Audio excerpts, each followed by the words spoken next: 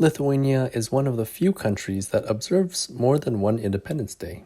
According to an article by the Chicago Tribune, Slovakia, Belarus, Latvia, and a few other countries observe more than one national day celebrating independence. So, in today's video, let's explain why the country has two Independence Days instead of just one.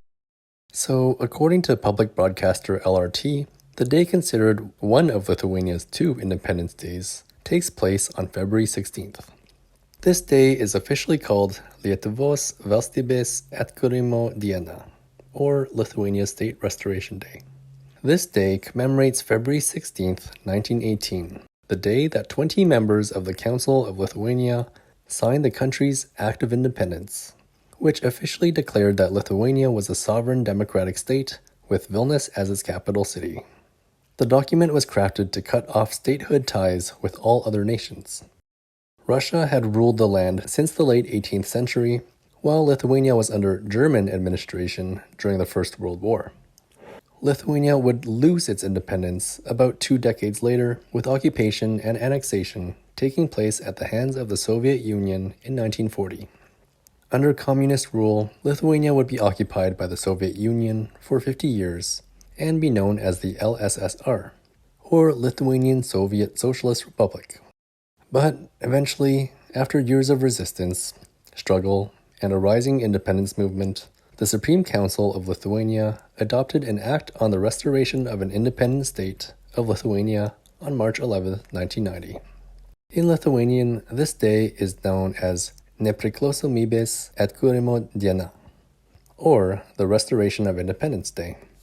According to a government site, this act of the re-establishment of the state of Lithuania served as a model and inspiration to other Soviet republics. On May 31st, 1990, the Moldovan Soviet Socialist Republic voted to recognize the restoration of Lithuanian independence, with the Moldovan parliament being the first in the world to officially recognize the country's independence, even though Moldova was still part of the Soviet Union.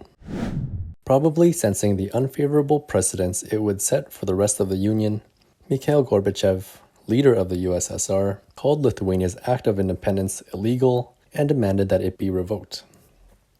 To put more pressure on Lithuania to withdraw its declaration of independence, the USSR sent in troops and imposed an economic blockade.